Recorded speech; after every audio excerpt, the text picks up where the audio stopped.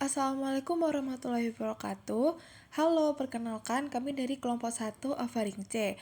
Pertama, terima kasih kepada Ibu Dara selaku dosen pengampu mata kuliah Teori Desain Komunikasi Visual yang telah memberi kesempatan kepada kami untuk mempresentasikan hasil kerja kelompok kami.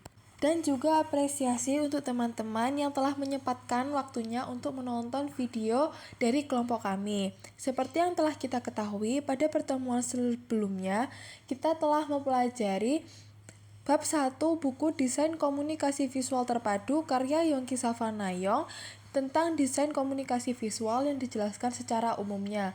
Lalu apa sih di bab 2 ini? Kami dari kelompok 1 yang beranggotakan Abigail Gracia, Ahmad Afian, Akbar Haidar, Amanatullah Inas Zahira, dan Andira Naisya izin untuk menjelaskan lebih lanjut mengenai bab 2 buku Desain Komunikasi Visual Terpadu karya Yongki Savanayong tentang komunikasi. Nama saya Abigail Gracia. Hari ini saya akan membahas tentang teori desain komunikasi visual bab 2, yaitu komunikasi. Komunikasi sendiri berasal dari kata Latin communis yang artinya bersama-sama atau yang sama. Komunikasi ini adalah proses berbicara antara dua orang atau lebih untuk saling memahami satu sama lain. Jadi kita dapat saling mengirimkan pesan lewat tanda atau isyarat atau kata-kata yang mempunyai makna. Selain itu, komunikasi juga sebagai sarana bertukar informasi, ide, atau pendapat ke orang lain atau untuk mengajak orang lain atau mempengaruhi orang lain. Lalu yang kedua yaitu tujuan komunikasi. Komunikasi ini dapat dibedakan menjadi 4, yaitu identifikasi, informasi, promosi, dan ambience. Komunikasi pemasaran tujuannya adalah yang pertama untuk membuat orang lain ingin memiliki produk atau layanan tersebut. Kemudian yang kedua untuk membuat orang lain tahu tentang produk atau layanan tersebut. Yang ketiga untuk meningkatkan pandangan positif orang lain terhadap produk atau layanan tersebut dan mempengaruhi mereka untuk berniat membelinya. Kemudian yang keempat untuk memudahkan orang dalam menggunakan atau membeli produk atau layanan tersebut.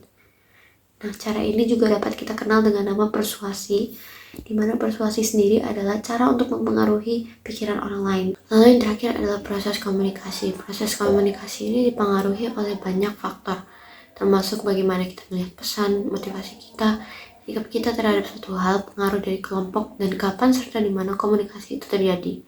Semua faktor ini berinteraksi dalam cara kompleks. Yang pertama adalah persepsi, lalu kedua adalah motivasi, yang ketiga adalah sikap, yang keempat adalah pengaruh kelompok. Kita harus mempertimbangkan siapa, mengapa, bagaimana, kapan, dan di mana pesan ini disampaikan dan diterima. Semua ini menciptakan kerumitannya dalam proses komunikasi sehari-hari. Assalamualaikum warahmatullahi wabarakatuh. Perkenalkan, nama saya Ahmad Afian Irfani dari kelompok 1. Poin D, teori komunikasi atau pendekatan. Studi komunikasi visual dan pembuatan pesan visual itu didasari oleh prinsip-prinsip saintifik dan dari riset empiris dari disiplin-disiplin lain seperti komunikasi manusia, semiotik, kemudian teori, informasi psikologi persepsi, sosiologi, dan estetika. Di dalam teori komunikasi terdapat 3 pendekatan pemikiran, yaitu yang pertama proses, yang kedua semiotik, dan yang ketiga adalah pemasaran. Yang pertama adalah proses. Suatu pendekatan melibatkan proses komunikasi yang menekankan jalur-jalur dan media yang dipakai untuk penyaluran pesan-pesan, terutama dalam pembentukan suatu model analisis yang berhubungan dengan efisiensi dan kecermatan. Yang kedua adalah semiotik.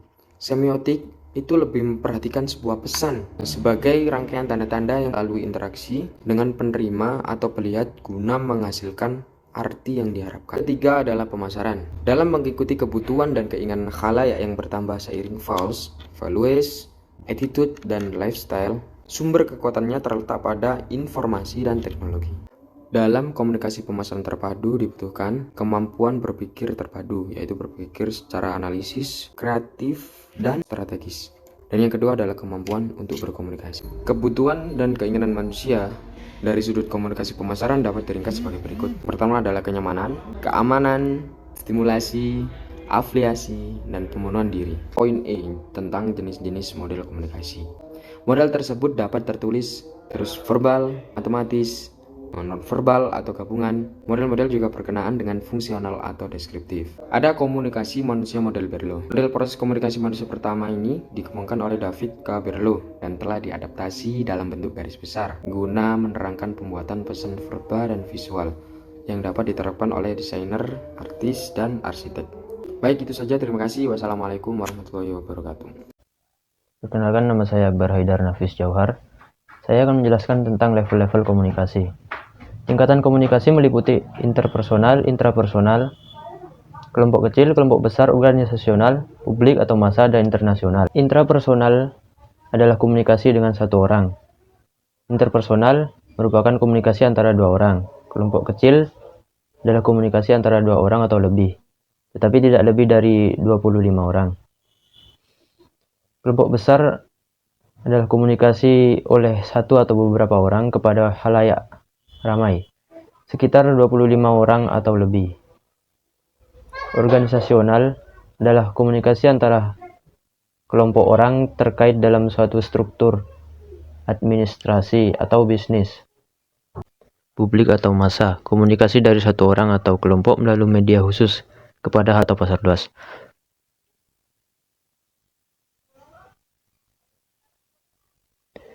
Internasional, komunikasi antara negara atau budaya. Analisis komparatif dari proses komunikasi dalam budaya atau sistem lain. Jenis komunikasi terkait desain komunikasi visual. 1. Ikonis, menginterpretasi simbolisme kepada objek atau desain. Ikon dapat menjadi lebih literal daripada simbolis, menjelaskan arti secara langsung. Contohnya seperti foto. Ikon memiliki ikonicity atau nilai ikonik yang berbeda dalam kadar perwujudannya. Liputi segalanya dari emblem hingga karya seni atau desain visual.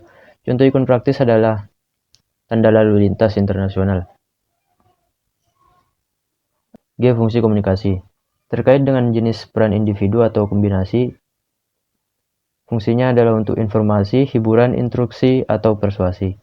Konsep fungsi komunikasi membantu menjelaskan jenis pesan dan hubungannya dengan motivasi dan kepuasan dalam komunikasi. Selanjutnya, saya Matulaina Zaira Safa akan melanjutkan presentasi dari kelompok kami.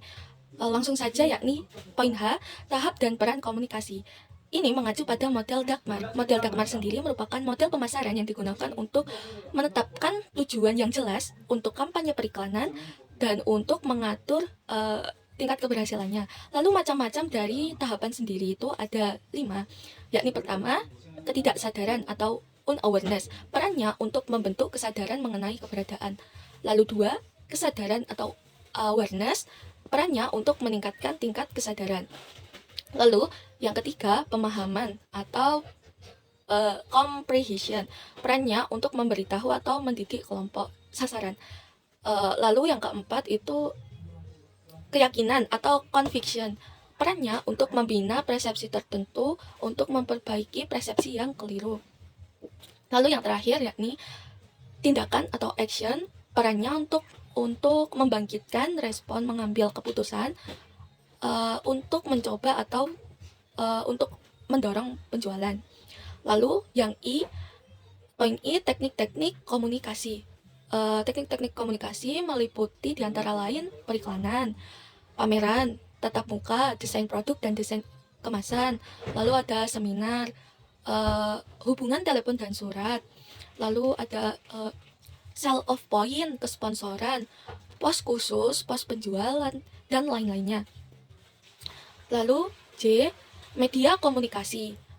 Media komunikasi sendiri itu meliputi iklan TV, iklan surat kabar, iklan majalah, bioskop, radio, lalu ada poster, brosur, kalender, lalu tas shopping, postcard, cover buku, majalah, atau cover CD, lalu stempel, label, stiker, dan lain-lain.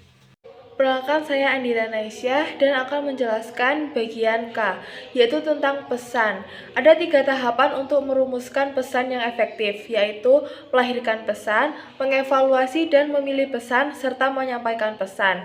Yang pertama, bagian melahirkan pesan dengan cara atau pendekatan seperti berkomunikasi dengan sasaran, berdiskusi, dan menggunakan beberapa kerangka kerja deduktif formal untuk menyampaikan pesan.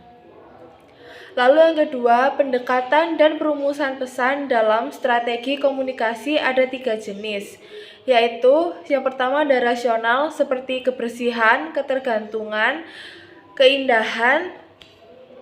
Lalu yang kedua ada emosional seperti ambisi, keingintahuan, kebanggaan. Lalu yang ketiga ada moral. Moral selalu mengacu pada baik buruknya manusia sebagai patokan atau peraturan bagaimana manusia harus bertindak agar menjadi manusia yang baik, yang biasanya bersumber dari tradisi, ajaran agama atau ideologi, dan menjadi tolak ukur untuk menentukan baik atau buruknya sikap dan tindakan manusia. Lalu yang ketiga, mengevaluasi pesan. Ada 3 tingkatan, yaitu dapat menimbulkan keinginan, mempunyai sifat eksklusif, dan mempunyai sifat dapat dipercaya. Lalu yang keempat, menyampaikan pesan. Ciri-ciri pesan yang jelas yaitu fokus pada tujuan, feedback sesuai harapan, dan cepat dimengerti. Teori-teori dan prinsip-prinsip pembuatan pesan visual. Proses komunikasi visual dapat dipahami dengan baik apabila menerapkan pendekatan yang luas seperti teori komunikasi, teori semiotik, pertimbangan untuk pendekatan desain berdasarkan karakter, sifat, watak, lifestyle, dan penampilan yang akan disesuaikan dalam visualisasi seperti layout, struktur, kertas, ukuran, dan lain-lain. Sekian penjelasan dari saya. Terima kasih.